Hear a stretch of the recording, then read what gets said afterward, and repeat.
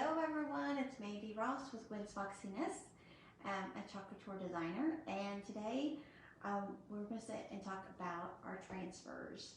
So I just want you guys to kind of want to give you some information about your transfers and how to take care of them, so that you'll get plenty of reuse out of them, and kind of give you some tips and tricks. Okay, so I'm going to get my notes just to make sure I don't forget anything.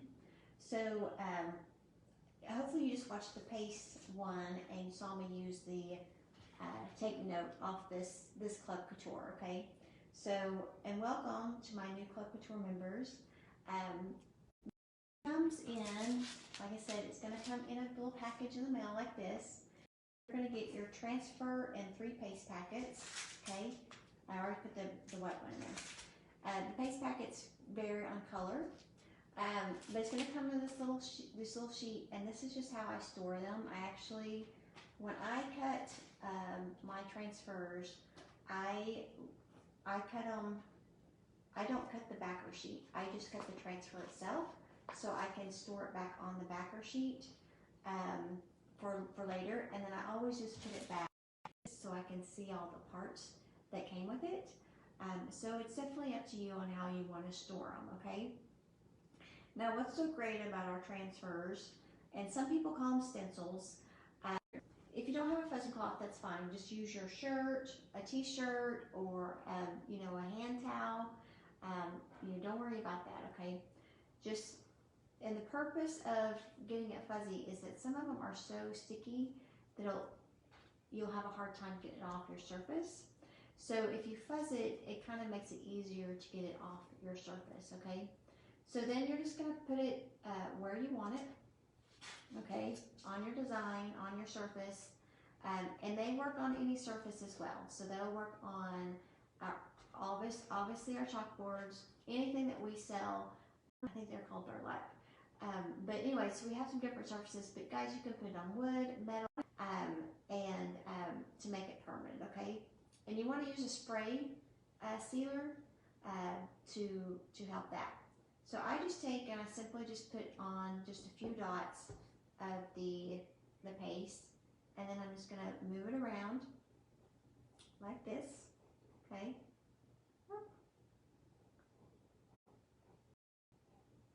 Okay, so our next deal I'm going to show you is giving it a little bath. So this is how you keep it where you can reuse it. And on the smaller ones, guys, like if you were doing a couple projects that you wanted to use these, reuse them right in a row, I'm okay normally with reusing them right in a row for the smaller ones. Now the bigger transfers, I feel like I do have to kind of wash them in between, just because the chalk paste dries a little bit better, or a little bit faster on those. So you want to make sure that you are, washing them so your project turns out right, okay? So basically just take it, and this is a Lysol wipe. At your sink, just take it and just use your hands, and you say a Lysol wipe, basically. And then turn it over and do the back, okay? And then you're going to let it dry on different materials. So let me kind of wash my hands, and I'll show you some of the stuff that we did with that one. Okay, so obviously you can use it on the chalkboards, right? And you can use our inks on it, which makes it permanent. So as long as you can heat set it, which means that you can put it in the oven or use a handheld iron on it, you can actually use our ink, okay? But it has to be the ink, it cannot be the paste.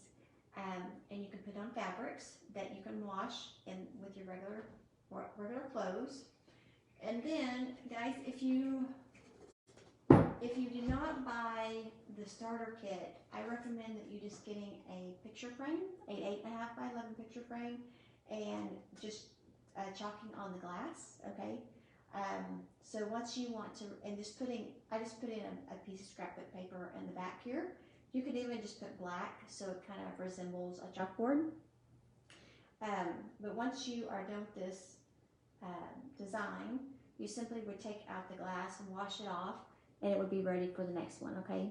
So the only one that was permanent was this, okay? Here is another one that this was a different Chalk Couture, and this is actually done on a painter's drop cloth. So obviously it's going to be permanent because I'm not going to be able to wash that out, but I did use the paste on it. So you know, when you're kind of learning how to use the chalk paste, the rule of thumb is that the chalk paste is removable and the ink is permanent, but that kind of can vary depending on which surface that you put on. So like I said, always test your surface, and if you have questions, say you have a project you want to do, have some ideas, bounce it off me, let me know what you're doing, and I can recommend use your ink or paste, or I can tell you, hey, you can use your paste on the drop cloth, but in general, just remember the paste is removable and the ink is permanent. And on the next segment, I'm going to kind of talk about the surfaces, and then I'm going to kind of show you how to wax on the wood to get it prepped for your transfers. So I think that I'm just checking my notes and making sure that I have covered everything. But if you guys still have questions, please reach out to me and let me know how I can assist you. And this is an awesome product. I've fallen in love with it. So check out for the next video about surfaces, and I will talk to you guys soon. Bye.